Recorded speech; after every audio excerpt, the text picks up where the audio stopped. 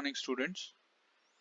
So in today's lecture we'll move on to the next topic in module 4, right? So till now we have seen what is Biot-Savart's law, what is magnetic field intensity H vector, magnetic flux density B vector, and we also seen what is Ampere's circuital law. We also seen what is scalar and magnetic vector magnetic potentials, right?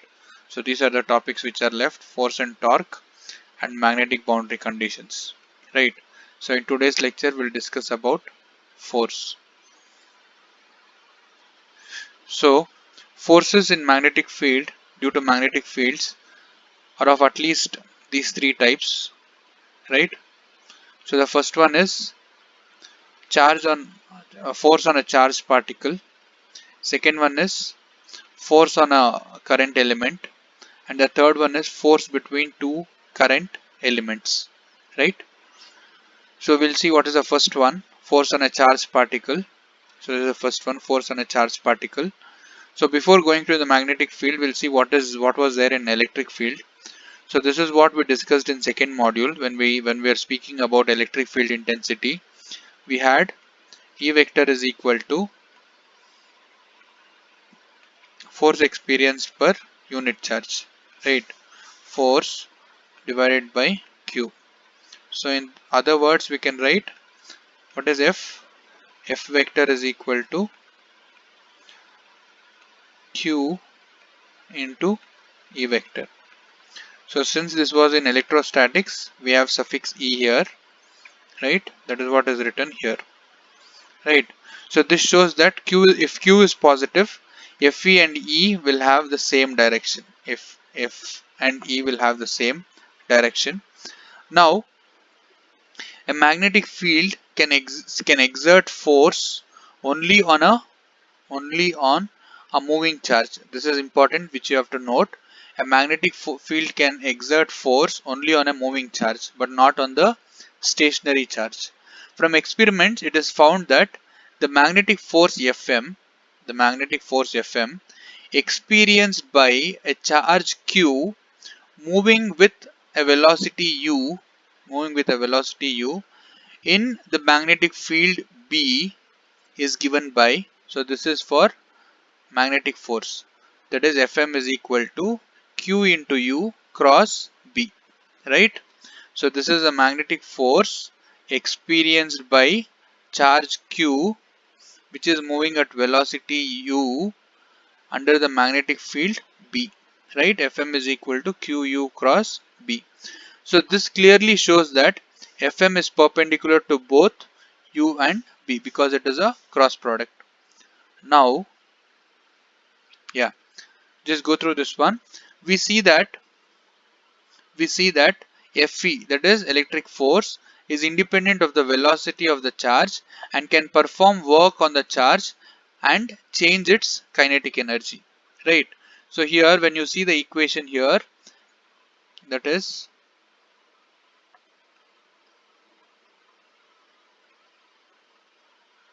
so when you see the equation here,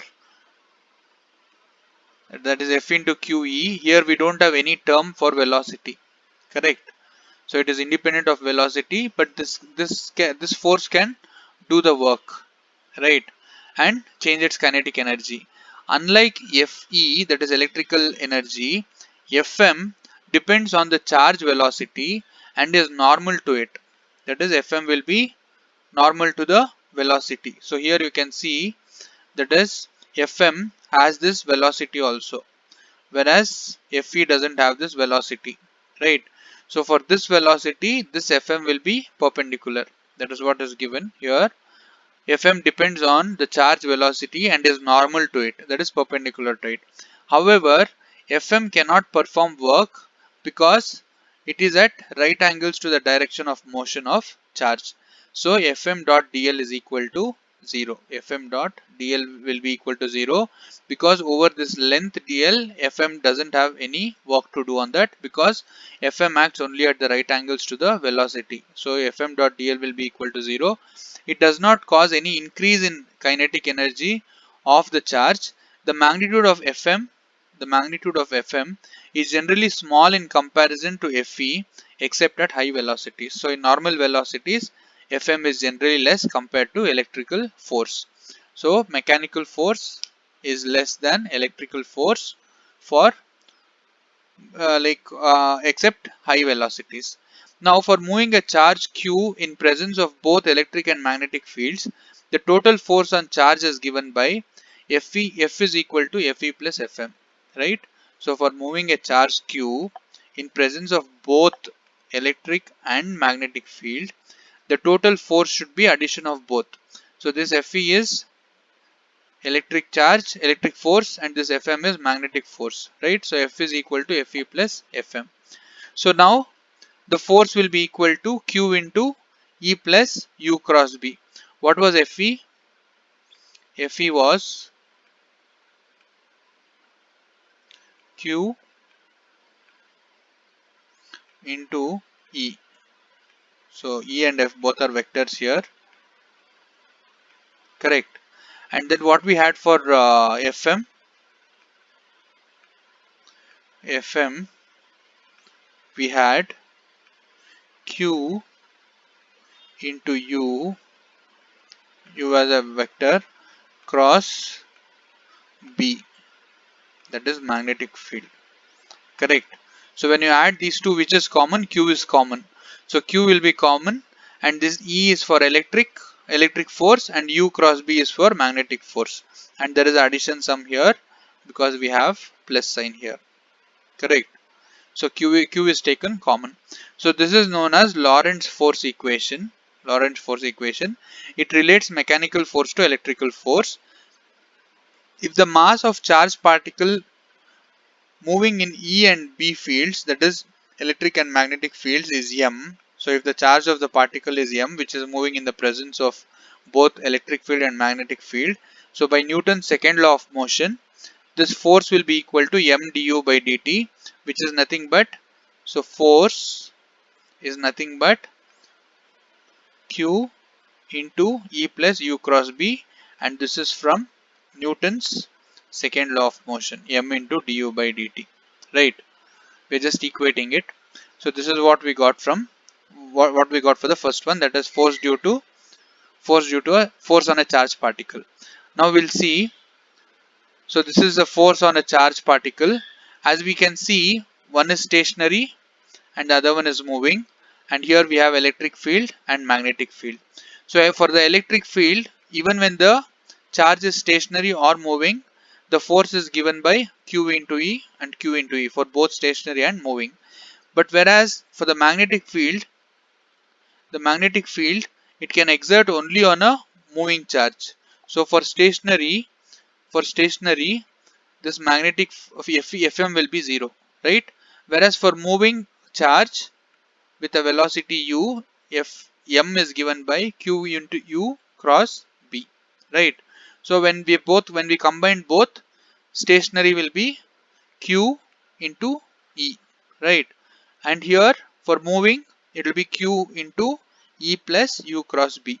So now when we discuss magnetostatics, everything we discussed, when we solved all the problems, we considered that always the two charges are stationary. That is how we were able to calculate the distance, and we could apply it in formula, right? But whereas here you can see in this subdivision, when both are moving, when the charges are moving, it will have both electric field as well as magnetic field. So Q into E plus U cross B. But whereas when it is stationary, Fm will be absent, will have only Fe, right? So what you have to remember here is, when the charges are moving, only Fm will be present. When the charges are stationary, Fm will not be present, only Fe will be there, only Fe will be present, right? Now we'll move on to the next one, that is force on a current element. Force on a current element, like how we discussed a force on a charged particle, right? Now the next one is force on a current element. Now to determine the force on a current element, ideal, we know when we discussed Biot-Savart's law, we had taken a current element as I into dl, right? So here we'll take a current element as IDL of a current carrying conductor due to the presence of magnetic field B, right? Now when we discuss the convection current, you can go through that particular slides. When we discuss two types of current, right? We discuss conduction current and convection current. So in convection current, we got this one, that is J is equal to rho V into U. You can check that particular slides. So this is from convection current. We have current density is equal to rho V into U, right? And we also know the current distributions, that is IDL will be equal to surface current distribution K into ds, which is equal to J dV. These are the equations for current distribution. Now what we are going to do here is, you consider this one, that is IDL and J into dV, and substitute J here, that is what we get. So IDL is written here. So J can be here. J is written as rho V into U into dV, right? Now what is rho V into dV? Rho V into dV is nothing but dq. That is, we have discussed in module 2, rho V is equal to dq divided by dV, divided by dV.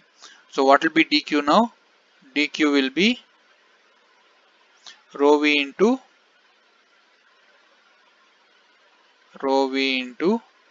dV, rho V into dV, right? So this rho V into dV is substituted as dq, so we'll get dq into U. Now ideal can be written as dq into U, right? So alternatively, ideal can also be written as, what is I? I is nothing but dq by dt, that is charge by time. So I is written as dq by dt and dl is written as it is. Now if I interchange here, what will I get? I mean, I'll take dq that side, so it will be dl by dt. So what will be this dl by dt? Displacement, rate of change of displacement with respect to time, that will be velocity, correct? So we'll get the same thing, that is idl will be equal to dq into u. So from both the cases you can see idl is equal to dq into u, that is this one, idl is equal to dq into u. Now df is equal to IDL cross B. How did we get this? You can see this equation. This is what we got for Fm. So what is Fm? Magnetic force F. Magnetic force experienced by this charge moving with the velocity u in the presence of magnetic field was given by Fm is equal to Q into U cross B, that we had discussed here. Correct? Here. So the same equation is written, not here, sorry. This one. So the same equation we'll take here. So that is Fm is equal to Q into U cross B. So here what happened? Q, now if I take the differentiation here, I can write this dFm or dF in general is equal to dQ into U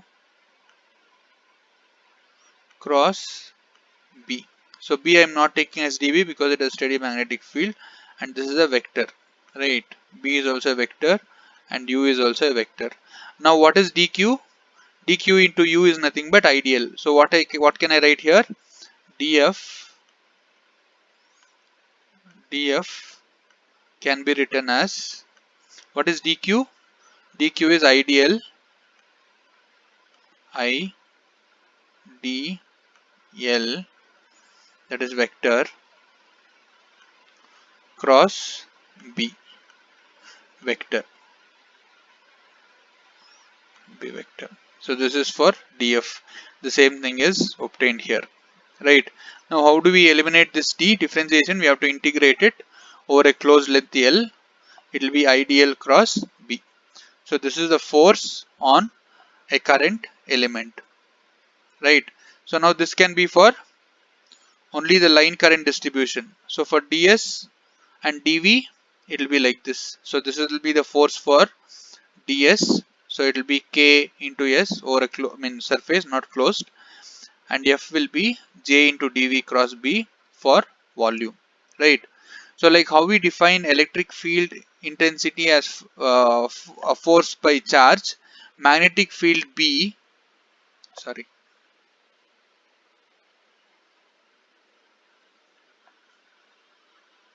So magnetic field B is defined as force per unit current element. Like how we have F is equal to E is equal to F by Q, we have B is defined as force per current unit current element. Alternatively, B may be defined as the vector it satisfies if Fm by Q is equal to U cross B. That is from this equation. From this equation, if you take Q, Fm by Q is equal to U cross B. Correct. Just as we define the electric field E as force per unit charge, that is Fe by Q. Both these definitions of B and B show that B describes the force properties of a magnetic field. Okay, now we'll move on to the last topic, that is force between two current elements. Force between two current elements. Now consider two current elements here. So this is the first one, right? This is the element which is carrying current, right? So the current is in this direction. The current is in this direction, and here this is the first loop. So it is I1, and here the current is in this direction. So this is the second loop. This one is the second loop, and the current is in this direction, right? So now we are finding what is the force between these two elements. Now since we cannot take the entire length, we'll take the current element like this of dl1 here and dl2 here, right? So what will be the current through that? The current through that will be same. So current through the first one will be I1. So the current element is defined as I1 dl1, and here the current through the second element will be I2. So the current element is defined as I2 dl2, right? So the distance between these two will take it as R21. R21.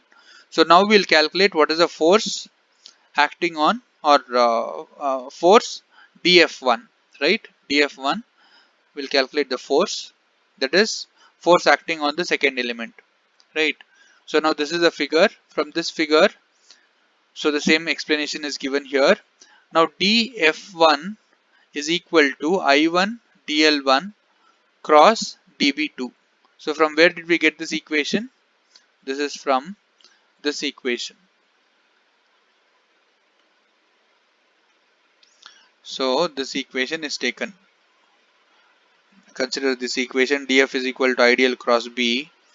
The same equation is written here, ideal cross dB, but we have taken the differentiation on both the sides, right, in the varying electric field. Because why we have dB2? Because both have different currents, so the electric field will not be uniform. So we have to consider it as a variable only. So it's taken as differential B2. Now from Biot-Savart's law, what will be dB2? We have defined for dH actually in Biot-Savart's law. If you check what is Biot-Savart's law, we have dH is equal to that current element into this one. Now here we are writing directly for dB2. So how are H and B related? H is equal to, it will be, or I'll write it this way.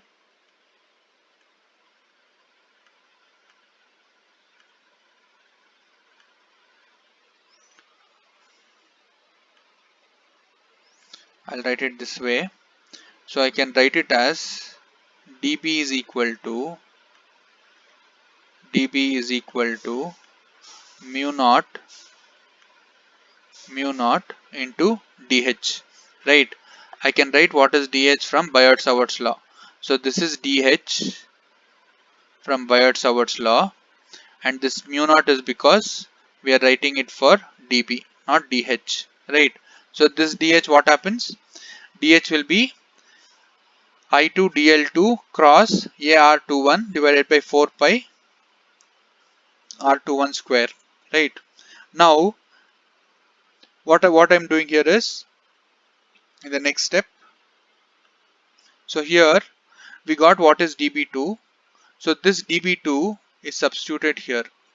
So if I substitute it here, and if I write the equation, this is what I get.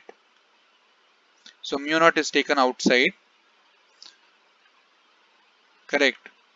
So ideal 1 is written here, and the remaining part, that is I2 dl2 cross AR2 and 4 pi by R21 is written as it is here, right? So this is the differential force, and how many differential lengths we have? We have two differential lengths, that is dl1 and dl2, right? So if you want to find the force F1, we'll take out all the constants outside. So we have to integrate it twice with respect to L1 and L2, and the whole equation is written here. So this is the force due to two current carrying elements, force between two current elements, right? So this is all about force.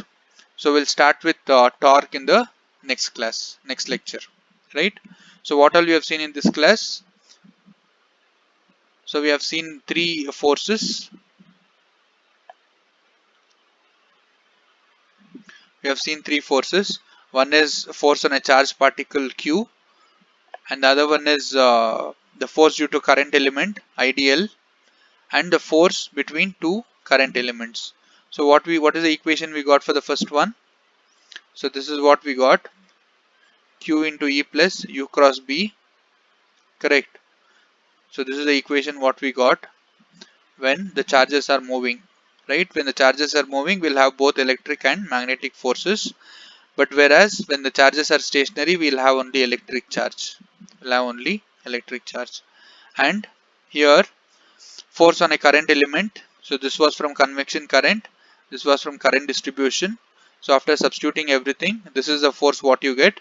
So force is equal to closed integral of IDL cross B. So this is due to a force due to a force on a current element, right? So this is the current element, that is I1 IDL, right? And the last one, that is force between two current elements. It is given by F1 is equal to mu naught. I1 is a current in the first element, I2 is in the second element, right? So it will be di1 cross dl2 cross ar21 by r21 square. So it will be two integrations over L1 and L2. I hope you have understood this lecture. So we'll start with torque in the next class, right? Thank you.